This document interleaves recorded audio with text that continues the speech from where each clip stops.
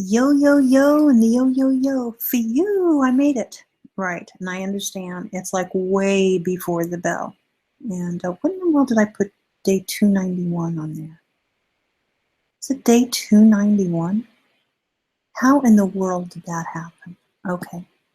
So what's really kind of cool when you decide to work in a time when things are just really quiet, right? You're just able to kind of have your thoughts and put your thoughts together, and want to make sure that we run through the method before tomorrow really gets into full swing, so that you guys at least get this lesson this week. In I don't know what week number we're in. No, we're in basket week number 42. Day number 291. Okay, so we're going to use Cree as the example. You guys know the names that we have in the basket this week are Cree, Applied Materials, KLA, Tencor, Lamb Research, NVIDIA, Whole Foods Market. Those are the ones that we selected. So we'll start out with Cree. I'm just going to walk through a theory that I've been using, and it's called the Condor's Pass. It's kind of my own silly way of kind of looking at the market in that way. Sometimes you have to go out quite a bit further. It can be like I'll do the weekly chart, for example, in Cree. And this is a weekly chart, so it's a massive chart. Each one of these candles represents a week. So we can see, actually, if you'll notice, that price where it's at right now, right here, that price has gone through all of these hills and valleys, and now it has returned to what? It has returned to lows. You can even march it back a little bit and realize that it's not really all-time lows. In fact, all-time lows might have even been achieved probably, let's see how old we can go back here. Oh, wow. Back to the beginning of time when Cree was $2.91 back here in 1998. You might even be able to get some all-time lows even before that. But so that you can see, this is the gyration of the market in Cree. Cree going up to $106 at one time. Its all-time high was somewhere in there. It says $105. Let me see. Hold on just a moment. Let's see what the high was in here. I'm sorry, just $100. $100-ish, okay? So that's the all-time high. We're going to go ahead and mark that off, okay, just so that we know. That was the all-time high, and this is the all-time low. Remember, on a week. Big, big, big, big range. Huge range. If you were in the market down here and you took it to the high, you were doing great. If you carried it low and you were just still holding on to it, you still were in at $3 and it's now trading at $24. Lots of different ways that you can look at market direction, when people take profits, all the things that happen in between as price moves and motivates off of its lows to highs. But clearly we can see that the trade is off the highs. I hope everyone can see that very clearly in the week, right? You know that. I know that you know that logically, but now do you know what to do when you now own the name here? Okay, so we own the name here. I'll tell you the price that we own the name. We bought the 10 o'clock high print of a Monday. The trade is, if we have a trade Monday, then we are in at the 10 o'clock high. Okay, so right in here, that's where we're at. And there's different tools. There's maybe one of the tool that I would use where I would grab the high and I would take it to the low so that I have kind of an idea of what's happening on price structure. Remember, massive chart though, massive. So once we start getting in tighter, obviously this doesn't have as much to do with anything really, except for that price at 24.80 has seen, you know, there's some magnetism towards this price level. A lot of times price has come in here, done a lot there, did some more there, etc. So it's come. What I can do is basically, I will show you guys something that we can kind of draw this out. So clearly we can see that price has been, there's some motivation there. I can see if I can copy this.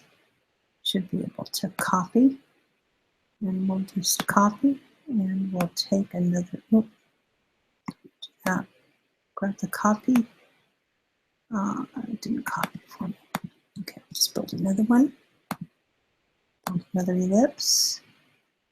We'll come here and put it there.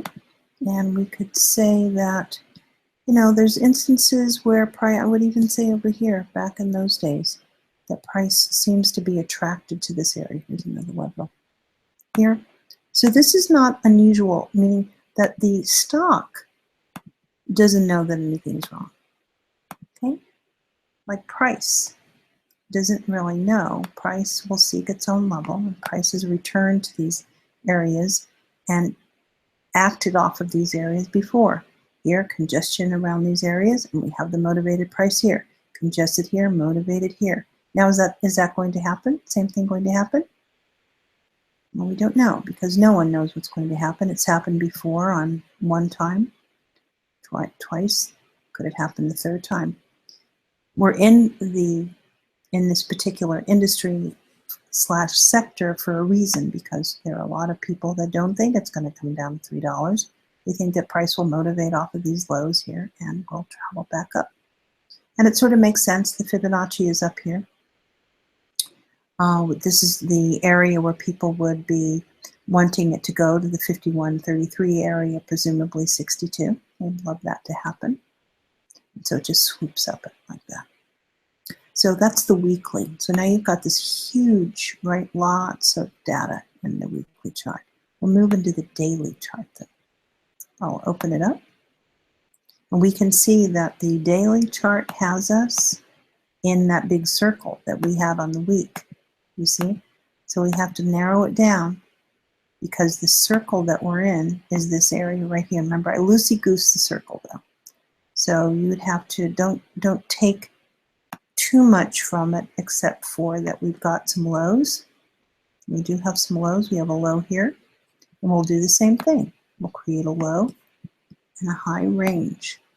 A low and a high range. So I picked the wrong tool. I'm going to pick a horizontal ray tool. When I grab the low, we'll get very specific about this too. Don't worry about that. We'll clean it up. And there's the high right there. And we'll go ahead. We'll get rid of the ellipse, if I can. Should be able to do it there. And now we understand that we have a low here and a high here. Same thing we do. What do? First thing now, we grab a Fibonacci just so that we can understand the structure of price, so that we can have some things to talk about with price. And we'll draw that in there like that. That's the daily chart. I'm going to move in a little further. I'm going to go to a 2-hour chart so we can see if we can clean things up any further. And let's see what we can do. We can get a little tighter in. Let me move this little guy here. And we do seem to have, there's the low. Lots of things happened. Look at this. Ton of things happened in 2 hours. So we can clean this up a little bit by bringing this up here. And let's see what happened here. So we're just basically kind of cleaning up, the chart a little bit. That's your Fibonacci, and then this is your kind of line. So we're just trying to be as tidy as we can. That's the 2 hour. We don't have to do anything more. We've already got the Fib. We've got the 1 hour. Let's come in here. And X. And we know, because we've got all this kind of grayish area, that we're looking at a Fib over a Fib. Now we go back out and clean that up, but it kind of tells us as we're building the chart that we do have a Fib over Fib, which means that it's layered. So we have the big Fib on the weekly, and then we have the interior Fib on the 4. Doesn't change anything at all, except for it's It's difficult to read if you were coming in and you didn't know, if you hadn't built the chart yourself. So let's go in a little bit. Let's open this up a little bit. We know that this diagonal line has to do with the fib build, so no worries about that.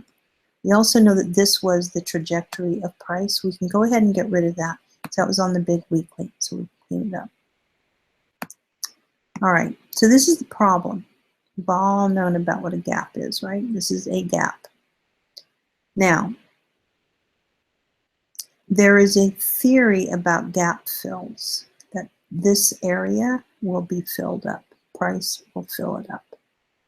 So as this comes up, if price is to go up, then it will literally fill all this. And look at where it's going to end up on the Fibonacci. We really didn't do that big of a fib either. So look at where that is right there. Now we didn't know that as we were building it, because we were building it on a huge chart. Only by going in further could we actually see how price was motivated. And it is. Price